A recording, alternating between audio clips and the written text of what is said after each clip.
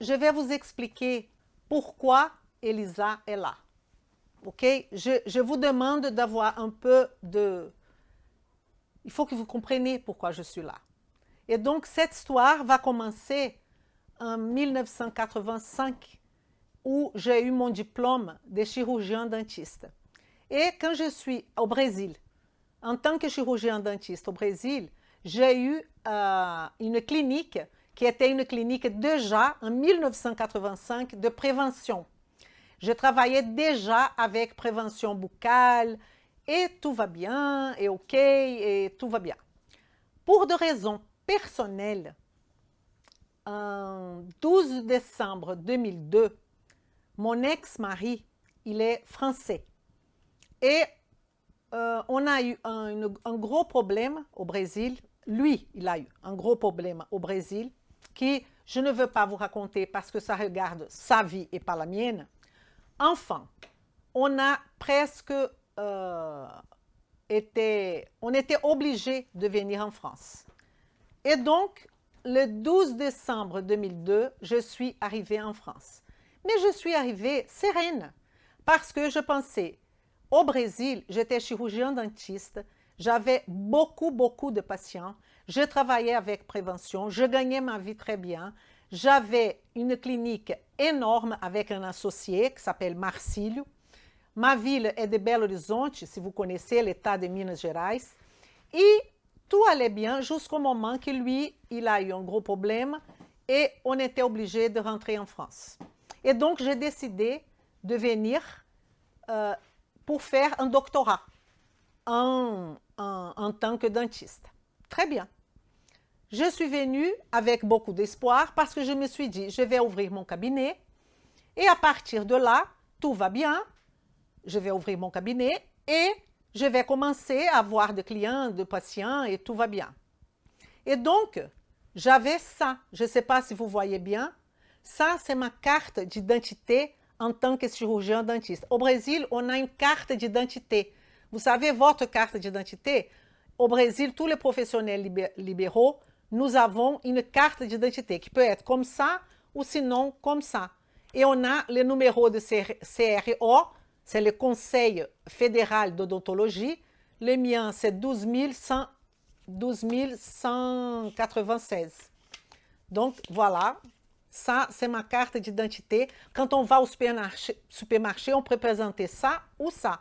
Et on a notre carte d'identité, comme la française. Mais ces deux-là sont des cartes d'identité professionnelles qu'on présente. Bon, je suis venue avec ça en me disant, il n'y a pas de problème, je vais commencer. Ah bah non, non ma fille. Je suis en France que je ne pouvais pas exercer en tant que dentiste. Et il me fallait faire la première année de médecine et après, ils allaient voir si, comment, pourquoi, peut-être j'aurais encore 3 ou 4 ans. Écoutez, nous sommes là, 1985, j'ai eu mon diplôme de chirurgien dentiste. On est en 2002. Faites les comptes de combien d'années je travaillais en tant que chirurgien dentiste. Faites les comptes. Et donc, je me suis dit, bon, je ne peux pas être dentiste, il n'y a pas de problème. Ce que je commençais à faire d'autres choses. Qu'est-ce que c'était ces autres choses? J'ai fait du repassage, j'ai fait non, on n'avait plus un sou, plus d'argent, parce que je comptais que j'allais travailler en tant que chirurgien dentiste. Et mon mari, qui est français, il est allé pour trouver un travail, mais il a eu du mal, dans un premier moment, de trouver un travail quand même. Et donc, j'ai travaillé pour avoir l'argent, j'ai travaillé dans les usines, j'ai travaillé dans les maisons pour faire du repassage. Je me rappelle bien de M. Loubinou. À ce moment-là, j'habitais à Saberat. Et donc, je n'avais pas un sou. J'ai commencé à travailler dans les usines et tout ça. Et à partir du moment que j'ai vu que ça ne marchait pas. Et j'avais vraiment besoin, je travaillais dans l'usine à Muret, que je me rappelle très bien, et je faisais 4 heures du matin jusqu'à midi. Et je ne peux pas nier que j'étais hyper triste parce que j'étais une chirurgienne dentiste. Mais il fallait vivre, il fallait vivre, quoi. Et à ce moment-là, quand j'étais dans cette galère, ça faisait déjà 2 ans presque que j'habitais, j'ai connu mon mari, qui est mon mari actuellement, qui m'a donné une opportunité de dire non, vous allez arrêter tout ça et vous allez revenir à votre vie professionnelle, pas en tant que dentiste, parce que c'était impossible. Donc, j'ai décidé de faire ostéopathie. Et là, j'ai commencé à faire ostéopathie à Toulouse, au XOF. Je ne sais pas si vous connaissez. J'ai fait une formation continue. Ça veut dire que la France me reconnaissait en tant que mon diplôme de dentiste. Mais je ne pouvais pas avoir un cabinet. Je suis allée au XOF, où d'ailleurs je donnais des cours d'anglais. C'est comme ça que je l'ai connu d'ailleurs, parce que je donnais des cours d'anglais. Je donnais des cours d'anglais privés aussi, à part mes repassages, tout ça. Et donc, je suis allée.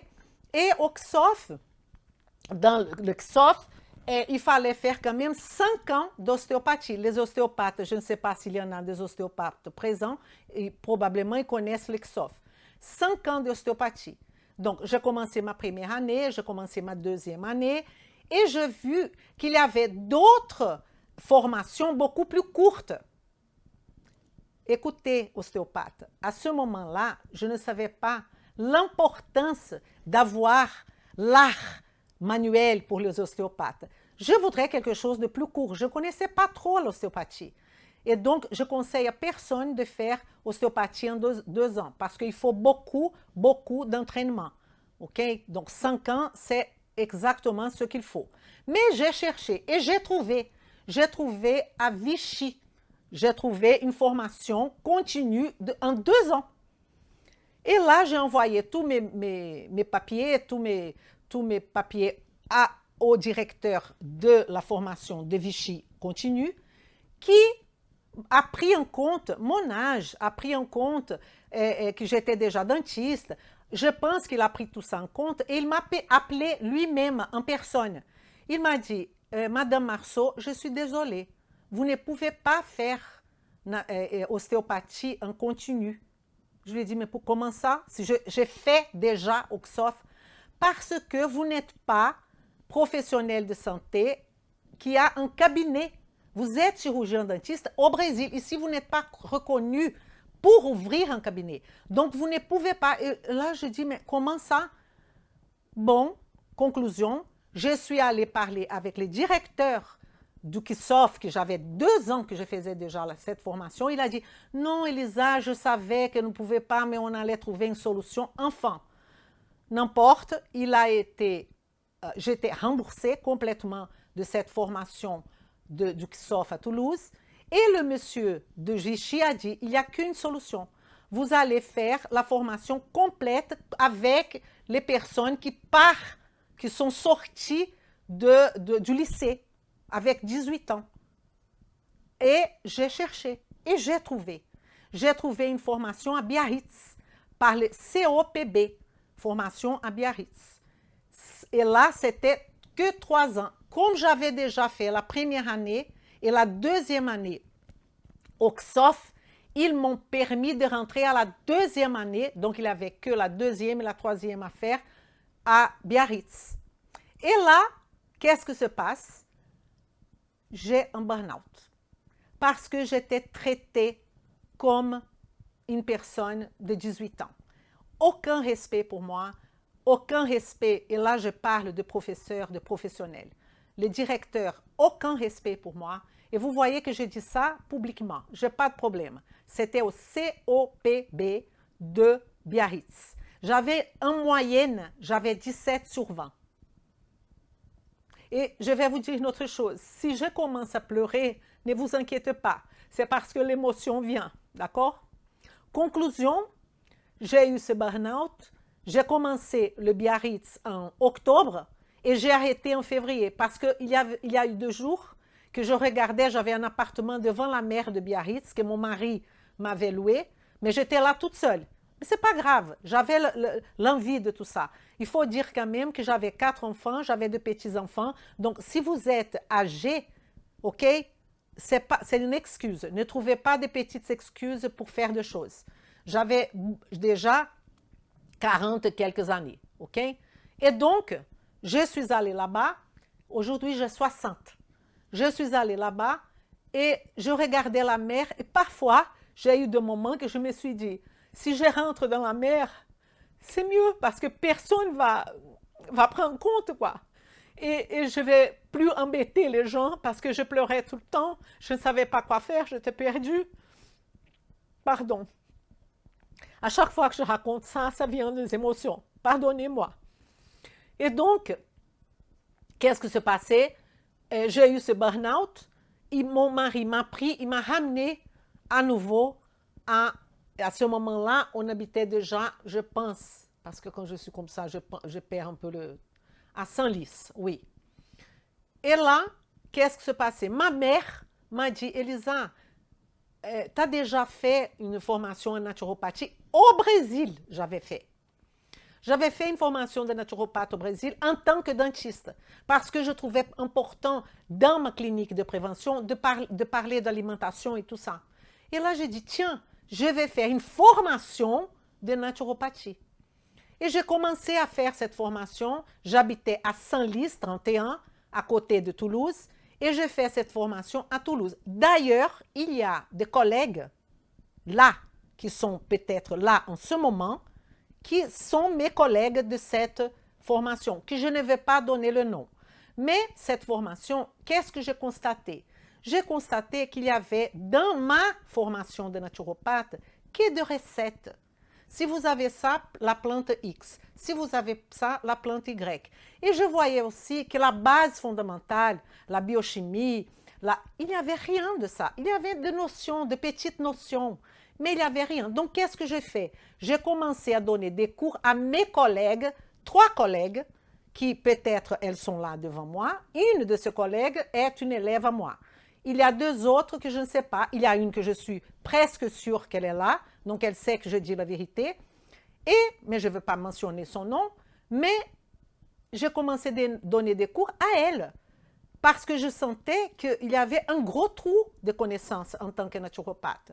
Enfin, et là, j'avais 2 ans de naturopathie. Non, parce que j'étais une formation que de week-end et j'ai fait cette formation 1 an. Et j'ai eu mon diplôme avec notes absurdes et tout ça. Mais qu'est-ce que j'ai constaté? J'ai constaté le manque de connaissances. J'ai constaté le trou. J'ai constaté comment je vais utiliser ça dans mon... Mais j'ai ouvert quand même un cabinet à Senlis. Mais j'avais de connaissances en biochimie d'avant.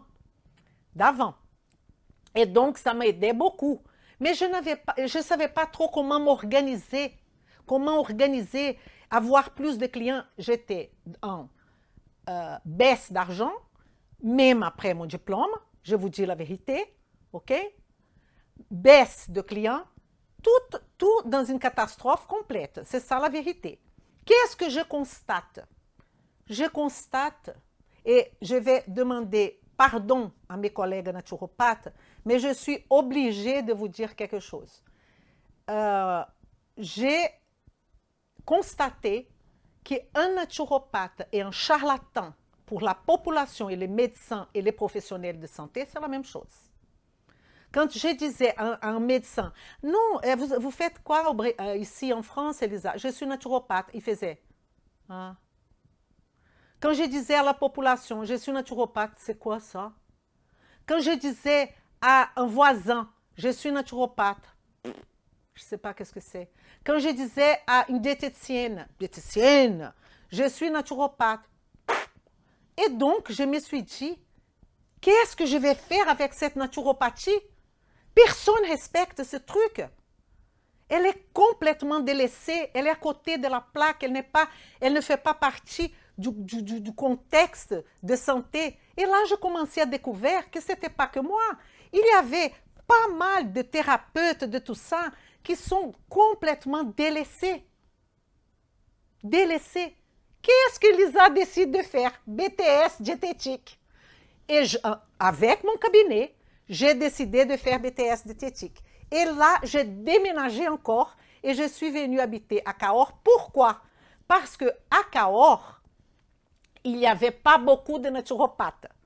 Et donc, j'ai appelé tous les médecins de Cahors, et je parle en public là. J'ai appelé les kinésithérapeutes. Beaucoup m'ont dit, parce que je voudrais prendre un rendez-vous avec eux pour qu'ils me connaissent. Je disais, bonjour, je suis Elisa Marceau, je suis brésilienne, je viens d'installer mon cabinet en tant que naturopathe. La majorité m'a dit, ça ne m'intéresse pas. Mais pas la majorité m'ont dit, venez, parce qu'ils ont trouvé ça quand même absurde. Et je suis allée. Et là, j'ai pu montrer ma connaissance en biochimie. Je parlais de méthylation avec eux parce que je savais qu'eux ne connaissaient pas. Et donc, je disais, vous savez qu'un problème cardiovasculaire, que, par exemple, votre client a un problème de méthylation, je sais que vous connaissez la méthylation. Je jouais comme ça. Et au fur et à mesure, les choses ont commencé, ils m'envoyaient un client, 2, 3, j'ai commencé à gagner un peu de statut parce que j'ai eu le courage d'aller vers eux. Parce que j'avais la connaissance, vous comprenez? Je n'avais pas les trous que mes collègues naturopathes avaient. C'était ça la question. Et donc, qu'est-ce qui s'est passé? Oh, j'ai fait le stage. Est-ce qu'il y a des diététiciennes? On est obligé de faire des stages. J'ai fait des stages, pour ne pas vous mentir, c'était des stages à Thalès, pour voir la cuisine de Thalès, restaurant Thalès, à la clinique Union à Toulouse, à l'hôpital de Cahors. Et à l'hôpital de Cahors, j'ai pu passer, si on met tout ensemble, 6 mois. 6 mois. Et qu'est-ce qui se passait à l'hôpital de Cahors? J'ai commencé à donner des cours à la personne qui me faisait le stage. Donner des cours, je donnais. Des cours de nutrition et des cours de biochimie. Et j'ai constaté qu'il a, et là, je vais encore demander pardon aux diététiciennes, que la connaissance savait beaucoup de trous aussi. Et que les diététiciennes hospitalières, je parle bien de l'hôpital, elles suivent des règles de l'hôpital et du médecin-chef. Elles ont droit à rien dire. Elles font des menus et elles vont visiter le patient et elles demandent ça va pas, ça va pas. Mais le menu, c'est le menu de toujours. Il y a un problème de coût. Et là, qu'est-ce que je me suis dit, je ne vais pas faire ça, diététicienne, je ne veux pas. Je ne suis pas maître de moi-même. Et à ce moment-là, j'étais touchée par un DU en nutrition.